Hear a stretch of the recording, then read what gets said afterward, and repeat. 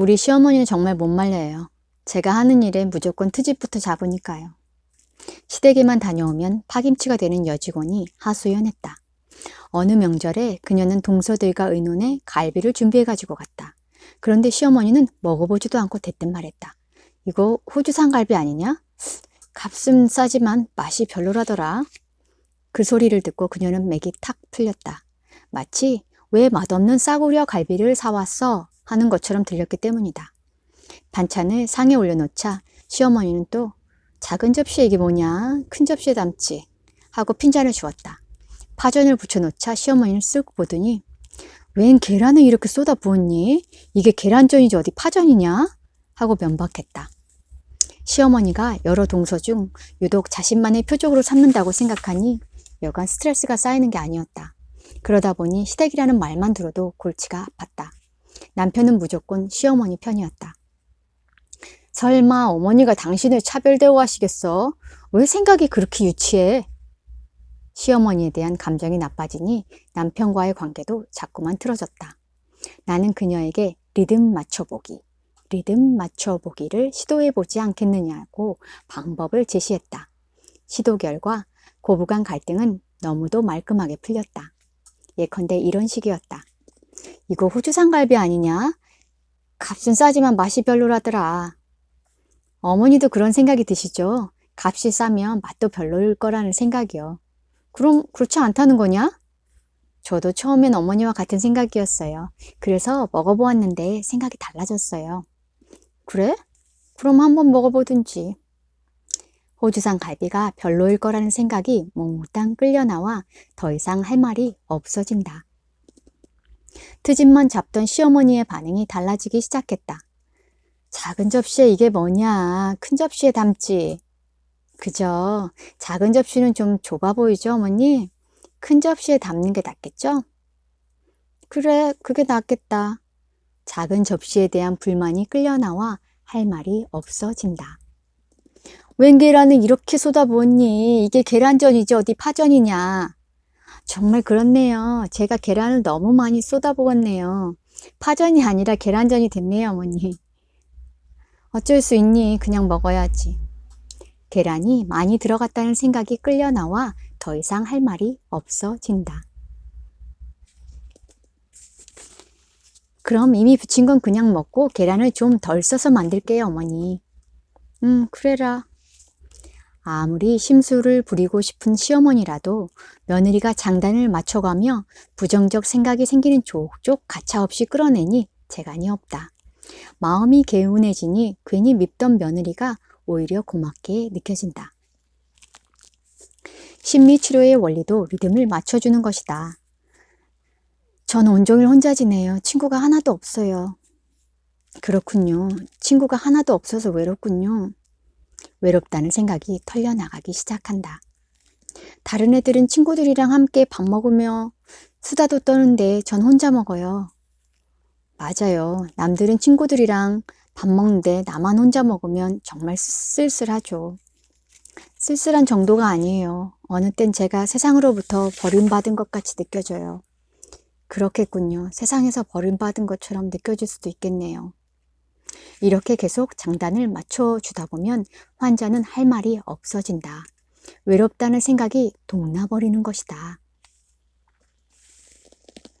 또 다른 에피소드입니다.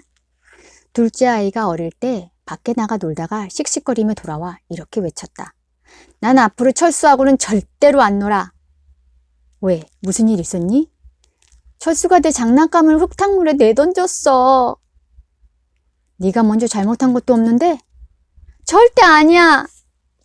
그래도 철수는 네 친구잖아. 사이좋게 잘 놀아야지. 친구는 다 그런 거야. 네가 잘못할 때도 있고 친구가 잘못할 때도 있어. 그러면서 더 가까워진단다.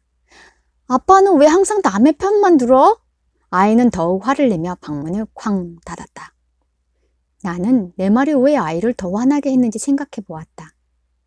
나는 아이의 화난 생각에 리듬을 맞춰준 게 아니라 짓눌러 놓도록 강요한 것이었다. 나는 살며시 문을 열고 들어갔다. 철수하고는 정말 다시 안 놀 거니? 절대 안 놀아. 화가 많이 났구나. 속이 많이 상하지? 아이가 고개를 끄덕였다. 아까 철수가 네 장난감을 흙탕물에 내던졌다고 했지? 응. 저런 남의 장난감을 흙탕물에 던지다니 정말 화나겠구나. 난 정말 아무 잘못도 안 했어. 그랬어? 아무 잘못도 안 했는데 그러면 속이 엄청나게 상하지. 너무 화가 나서 그냥 뛰어왔어. 그래, 화가 너무 나면 당연히 함께 놀기도 싫어지지. 계속 안 놀게 될지 아직 확실하지 않아. 또 그러면 정말 안 놀아. 아이는 완전히 마음이 풀렸다. 딸아이가 어릴 때 거울을 보며 말했다. 아빠, 내 얼굴은 왜 이렇게 못생겼죠? 나는 얼른 그 말을 가로막았다. 네 얼굴이 어때서? 넌 아주 예쁘게 생겼어. 그러자 딸아이는 거짓말 마세요 하고 외치며 문을 쾅 닫았다. 왜 그랬을까? 나는 딸아이가 외모에 대한 불만을 끌어내도록 도와준 게 아니라 막아버렸기 때문이다. 만일 내가 네 얼굴이 마음에 안 드니? 하고 불만에 리듬을 맞춰줬더라면 불만은 금방 끌려 나왔을 것이다. 그 일은 큰 교훈이 됐다. 딸아이가 머리를 자르고 왔을 때였다. 아빠, 제 머리가 너무 짧지 않아요? 나는 이번엔 아이의 불만에 리듬을 맞춰주었다. 머리가 짧아서 걱정되는구나. 걱정된다는 생각이 끌려 나오자 아이는 금방 기분이 풀리기 시작했다. 친구들 만나면 창피해서 어떡하죠? 친구들 만나면 정말 창피한 생각이 들겠네. 어떡하지? 아이는 잠시 생각하더니 말했다. 머리가 자랄 때까지 친구들을 덜 만나죠, 뭐. 아, 그래, 그러면 되겠네. 머리가 길어질 때까지만 좀 덜 만나면 되겠다. 이렇게 원치 않은 생각은 리듬을 맞춰주면 저절로 끌려 나온다. 이렇게 원치 않는 생각은 리듬을 맞춰주면 저절로 끌려 나온다. 그러면서 해결책도 저절로 떠오른다. 이렇게 원치 않는 생각은 리듬을 맞춰주면 저절로 끌려 나온다. 그러면서 해결책도 저절로 떠오른다. 아이가 학교에서 몹시 분한 듯 씩씩거리며 돌아왔다. 엄마, 오늘은 운이 안 좋은 날이야. 왜, 선생님한테 혼났니? 아이들이 다 같이 떠들었는데 선생님이 나만 야단 줬어. 네가 더 잘못한 게 있으니까 그랬겠지. 괜히 그랬겠어? 엄마는 왜 잘 알지도 못하면서 선생님 편 들어? 이 녀석이 왜 엄마한테 소리 질러?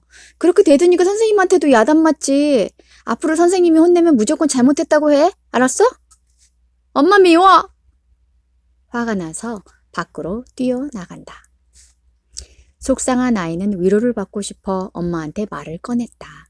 속상한 아이는 위로를 받고 싶어 엄마한테 말을 꺼냈다. 하지만 오히려 야단을 맞았다. 그럼 아이는 다시는 엄마한테 자신의 감정을 드러내지 않게 된다. 엄마는 내 마음을 이해 못하는 사람으로 각인되기 때문이다. 만일 엄마가 아이의 감정에 리듬을 맞춰준다면 엄마, 오늘은 운이 안 좋은 날이야. 왜, 선생님한테 혼났니? 아이들이 다 같이 떠들었는데 선생님이 나만 야단 쳤어. 저런, 다 같이 떠들었는데 너만 야단 맞으면 몹시 속상하지. 엄마도 그런 적 있어? 그럼 나도 얼마나 억울했는지 몰라. 너무 속상해서 울고 싶었어. 엄마 괜찮아. 난 그 정도는 아니야. 그리고 엄마, 나는 엄마가 세상에서 제일 좋아. 아픔을 느낄 때 그 아픔을 털어내주는 엄마. 아픔을 느낄 때 그 아픔을 털어내주는 엄마. 아이는 그런 엄마가 세상에서 제일 좋을 수밖에 없다.